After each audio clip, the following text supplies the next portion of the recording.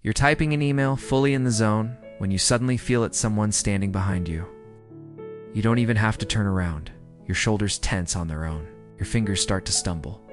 Simple words you've typed 1,000 times suddenly look wrong, or a coworker pulls up a chair to watch how you do it, and the task that felt easy 5 seconds ago now feels oddly impossible. You're filling out a form, drawing, coding, doing paperwork, then someone leans in, eyes on every move, and your mind does that awful blank screen thing. You make tiny mistakes you'd never make alone. Then, the second they walk away, everything flows again like nothing ever happened. Inside, you're thinking, why does being watched make me malfunction? Why can't I just ignore it like everyone else? If the fastest way to break your brain is to have someone stand over your shoulder while you work, what psychology says about people like you is something most of us are never taught, and it might completely change how you see this too sensitive side of yourself. Pretty quickly, people start treating this like a character flaw. You need to toughen up. You should be able to handle someone watching. That's just work. You're too sensitive. Maybe a boss or teacher used to hover over you, saying, "Go on, just do it," while your brain quietly short-circuited. You've probably said it to yourself too. This is ridiculous. I'm an adult. Why can't I just function when someone's looking?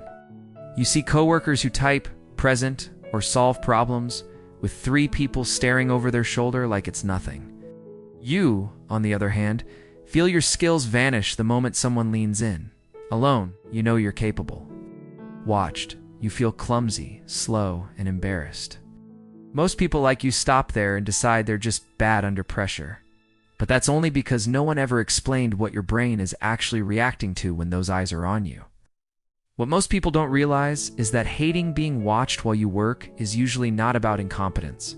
It's about having a pressure-sensitive, evaluation-aware nervous system. Psychology shows that when you feel observed, especially by someone who can judge you or affect your future, your brain often treats it as a social threat. I'm being evaluated right now. If you're already reflective and self-critical, that spotlight doesn't sharpen you, it overloads you. You're not suddenly bad at the task. Your mind is now trying to do 2 things at once: perform and monitor how you look while performing. You're wired to do your best work in focus, not under a microscope. In the next part, we'll look at what's actually happening in your brain and body in those moments, how your threat system, your self-monitoring, and your flow state all collide when someone stands over your shoulder. Now that you know it's not just you, let's zoom in on what's actually happening when someone watches you work. First, there's your threat system. Being visibly observed, especially by a boss, teacher, client, or even a critical family member, can trigger a mini fight-or-flight response. Your body reads it as, "I'm under evaluation. If I mess up, there's a cost." Heart rate jumps, muscles tense, breathing gets shallow. In that state, your brain quietly diverts resources away from smooth thinking and fine motor skills toward survival. That's why something as simple as typing an email suddenly feels like trying to do it with gloves on. Then comes self-monitoring. You're probably not just focused on the task. You're also thinking, do I look slow? Do they think I'm stupid? Am I doing this the right way? Psychologists call this high self-monitoring a strong awareness of how you're coming across. It can make you very considerate and precise, but when someone is hovering, it splits your attention. Half on the work, half on your imagined reflection in their eyes. Split attention equals more mistakes. Not because you're incapable, but because you're doing double the mental work. Finally, there's your flow state. Many introverted, depth-oriented minds work best in flow. Invisible, uninterrupted, nobody poking at the process. A person standing over you is like someone tapping you every few seconds while you're trying to write a sentence. It yanks you out of that smooth, automatic mode into awkward, self-conscious mode. No wonder your alone performance and your being watched performance feel like 2 different people. Most people only see you fumble when someone's looking.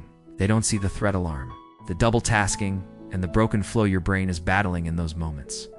The real question is, how do you honor that sensitivity without letting it quietly box you out of opportunities and growth? Here's the part that matters. Yes. Your sensitivity to being watched is not weakness.